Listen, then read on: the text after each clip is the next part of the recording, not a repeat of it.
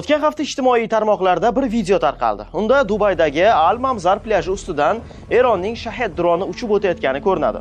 Dronning ortidan uni urib tushirishga harakat qilayotgan qiruvchi samolyot quvib borardi. Plajda esa tumonat odam soyabonlar ostida toblanib yotardi.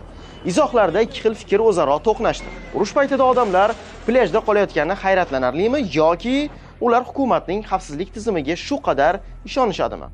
Hormuz bo'g'ozi yaqinida joylashgan Dubay aslida juda xavfsiz shaharlardan biri edi, ammo 28-fevralda AQSh va Isroilning Tehronga bostirib kirish fonida Eronning qarshi hujumiga uchradi. Target destroy. Oh my god.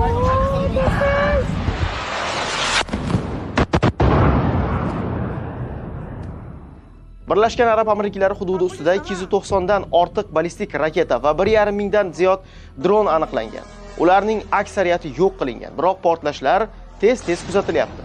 O'zini o'nlab yillar davomida siyosatdan xoli, hashamat markazi hamda notinch mintaqadan ajralgan xavfsiz maskan sifatida targ'ib qilib kelgan shahar birdaniga himoyasiz bo'lib qolgandek tuyuldi. Ayni paytda Dubay qiyin holatda. Yirik banklar va xalqaro kompaniyalar o'z xodimlarini mamlakatdan evakuatsiya qildi yoki masofaviy ish tartibiga o'tkazdi. Odamlar yer osti avtoturargohlari yoki boshqa pana joylarga yashirinishgan.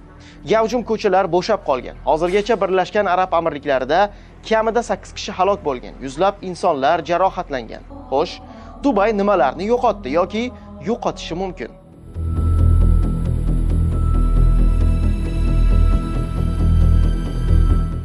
Mahalliy hukumat xavfsizlikni ta'minlash uchun bor kuchini safarbar etayotgani, tez orada vaziyat barqarorlashib, hayot o'z maromiga qaytishini aytib, barchani xotirjamlikka chaqiryapti. Bu harakatlarni tushunish mumkin, zero mintaqadagi eng barqaror moliyaviy markaz va noyob sayyohlik maskanining nufuzi xavf ostida qolgan. Eron rahbarlari Dubayni g'arb iqtisodiy tizimining muhim nuqtalaridan biri deb hisoblaydi. Shu bois hujumlar nafaqat Dubay va Birlashgan Arab Amirliklariga, balki butun global iqtisodiyotga ta'sir qiladi deb hisoblashyapti. Urushning dastlabki kunlarida Tehronning javob hujumi uchun vizual effekt ham muhim edi.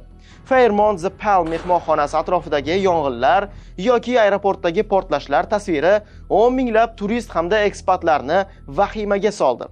Ekspertlar ushbu harakatni cheklangan va ogohlantiruvchi zarbalar taktikasi deb baholashdi. Umuman olganda Dubay Eron uchun 10 yillardan beri iqtisodiy nafas yo'li bo'lib keladi.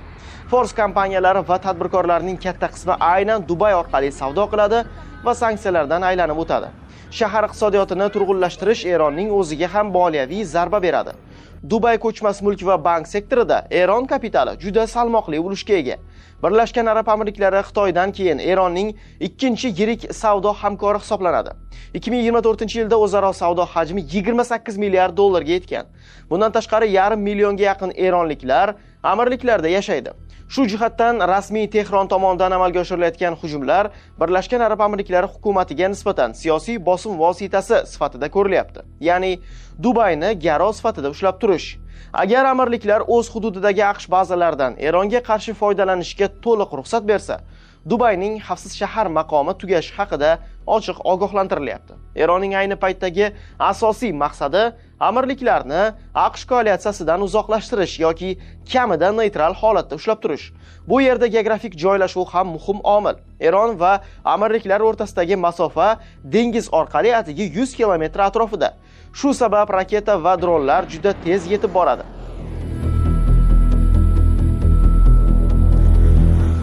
Faol harbiy harakatlar fonida Dubay iqtisodiyotining barcha ustunlari, aviatsiya, turizm, ko'chmas mulk va moliya sektorlari jiddiy zarba qabul qilib oldi.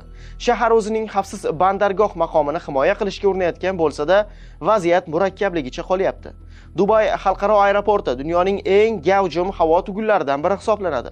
Xususan, aeroport 2025-yilda qariyb 90 million yo'lovchiga xizmat ko'rsatgan. Dunyo mamlakatlarining 3 dan 1 qismiga 4 soatlik, 3 dan 2 qismiga esa 8 soatlik parvoz masofasida joylashgan mashhur tranzitning dron hujumlari nishoniga aylanishi vaziyatni keskinlashtirib yubordi. British Airways, Lufthansa, Air France kabi yirik aviakompaniyalar Dubayga parvozlarni butunlay to'xtatdi. Bu uzilishlar turistik mavsumning eng qizg'in paytiga to'g'ri keldi. Natijada ko'plab odamlar safarlarini bekor qilyapti. Ayrim hashamatli mehmonxonalarda narxlar keskin tushib ketgan. O'zining oltin davrini boshdan kechirayotgan ko'chmas mulk bozorida ham turg'unlik boshlandi. Mart oyi boshidagi ko'chmas mulk oldi-sotdi shartnomalari o'tgan oyga nisbatan 50% dan ko'proqqa kamaydi. Ayniqsa, villalar segmentidagi savdo qariyb 90% ga tushib ketdi. Urushdan oldin Dubayning yetakchi developeri Emaar Properties kompaniyasining qiymati 40 milliard dollardan ortiqqa baholanayotgan edi. Bugungi kunda mazkur ulkan boyliklar Eron dronlari va raketalari nishoniga aylanyapti. Birlashgan Arab Amirliklari oziq-ovqatning 90% ni import qiladi.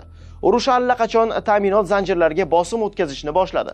Hozircha zaxiralar yetarli va do'konlarda tanqislik yo'q, ammo Hormuz bo'g'ozi yopiq qolsa, muammolar boshlanishi mumkin. Meva sabzavotning asosiy yetkazib beruvchisi Eron eksportni to'xtatgan. Bu narxlarning oshishiga olib kelishi mumkin. Yaqin Sharq bo'yicha ekspert Christopher Davidsonning fikricha, hujumlar Dubay jozibadorligiga faqat qisqa muddatda ta'sir qilishi mumkin. Asosiy omillar infratuzilma, qonunchilik, iqlim va geografik joylashuv o'zgarishsiz qoladi. Uzoq muddatda jozibadorlik saqlanadi. Agar Eron harbiy jihatdan zaiflashsa, bu jozibadorlik oshishi ham mumkin, deydi u. Ichki keskinlik kuchayishi fonida chet elliklar uchun ancha yumshoq bo'lgan mahalliy tartib-qoidalar ham qattiqlashtirildi. Kiberxavfsizlik to'g'risidagi qonunchilikni buzishda ayblanib, allaqachon bir necha kishi hibsga olindi. Ushbu holatlarning aksariyati Eron dronlari va raketalari keltirgan vayronagarchiliklarni mobil telefonlarga tasvirga olish bilan bog'liq.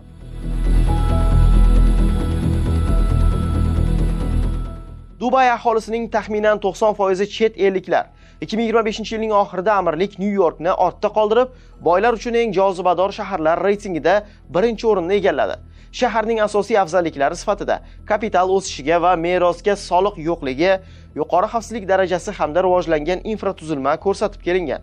Faqat 2025-yilning o'zida bu yerga qariyb 10 ming nafar millioner ko'chib kelgan. Ularning umumiy boyligi 63 milliard dollarga baholanadi. Yil boshidagi raqamlarga ko'ra, umumiy hisobda shaharda 81.200 ta millioner yashaydi. Jumladan 100 million dollardan ortiq boylikka ega 237 kishi va 20 nafar milliarder mavjud. O'ta boy aholi soni bo'yicha ham Dubay dunyoning top 20 ta shaharlari qatoriga kiradi. 20-asrning 70-yillargacha O'rta Yer dengizining durdonasi bo'lmish Livan poytaxti Bayrut ham jozibador moliyaviy markaz bo'lgan. Biroq harbiy siyosiy beqarorlik ushbu shaharni qisqa fursatda yashash uchun xavfli va biznes uchun yaroqsiz hududga aylantirdi.